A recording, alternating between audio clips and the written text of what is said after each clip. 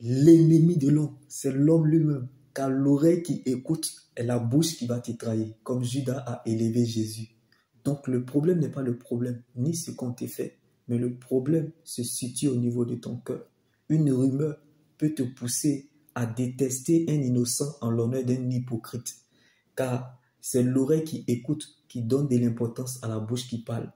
Vous embrassez pour vous étouffer, comme Pierre a renié Jésus.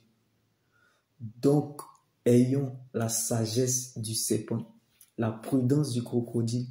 Soyons matures comme l'aigle et lents à juger. Car ce n'est pas parce que le caïman vit dans l'eau qu'il ne peut pas se noyer. Donc, ne commence pas ce que tu ne peux pas terminer.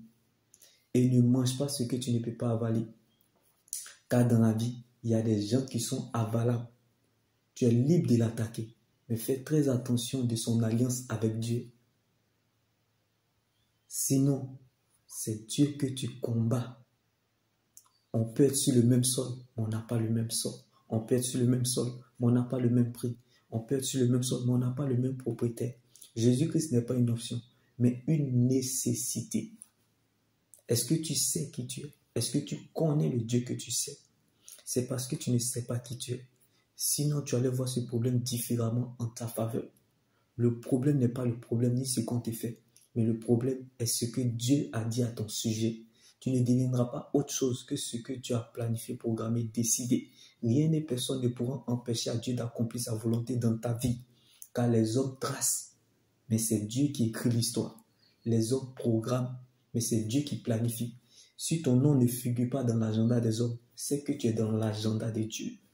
Donc si les gens n'ont rien à faire avec toi, c'est que Dieu a quelque chose à faire avec toi. Donc ne cherche pas à savoir si les gens sont avec toi. Mais cherche plutôt à savoir si Dieu est avec toi. Car lorsqu'il t'attend à la tête, il compte sur lui-même pour t'accompagner. Alors ne cherche pas à savoir comment Dieu va faire. Mais cherche plutôt à savoir que Dieu va le faire. Donc si c'est à cause de toi, tu perdras la bataille. Mais à cause de Dieu, tu gagneras le combat.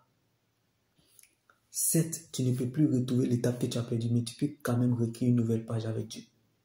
Certes, tu as perdu la bataille, mais non le combat. Car tes batailles d'aujourd'hui t'équipent et te préparent à tes combats futurs.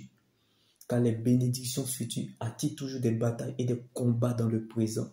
Donc la grandeur ne surprend pas les grands. Nota bene, n'envie jamais l'oméga de quelqu'un si tu ne connais pas son alpha. Ne critique jamais le Nouveau Testament de quelqu'un si tu ne connais pas son Ancien Testament. N'insulte jamais l'Apocalypse de quelqu'un si tu ne connais pas sa Genèse. Car on peut être sur le même sol, on n'a pas le même sort. Donc bien-aimé, n'oublie surtout pas que Dieu ne fait jamais le contraire de ce qu'il dit. Quand Dieu révèle un fait, il va jusqu'au bout de sa délivrance complète. Car Jésus-Christ est la finalisation de ce qui commence. Car il ne commence jamais quelque chose sans l'achever. Donc la course ne s'arrête pas au milieu, mais plutôt à la fin. La fin d'une chose vaut mieux que son commencement. Donc vaut mieux garder sa paix intérieure que de chercher sa raison. Vaut mieux être blessé que de mourir. Car l'oiseau ne se fâche jamais contre l'arbre. C'est pour cela que j'aime ce que la Bible me dit en Jean 15, verset 5. Jésus pouvait nous le dire, je suis la vigne. Vous êtes des branches. Si vous demeurez attachés à moi, comment je reste attaché toujours à vous, vous produirez beaucoup de bons fruits. Car sans moi, vous ne pouvez rien faire.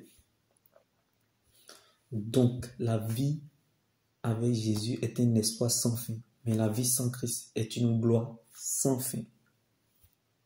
Excuse-moi pour le thème. La vie sans Christ est une fin sans gloire. Mais la vie avec Jésus est une gloire sans fin. Shalom.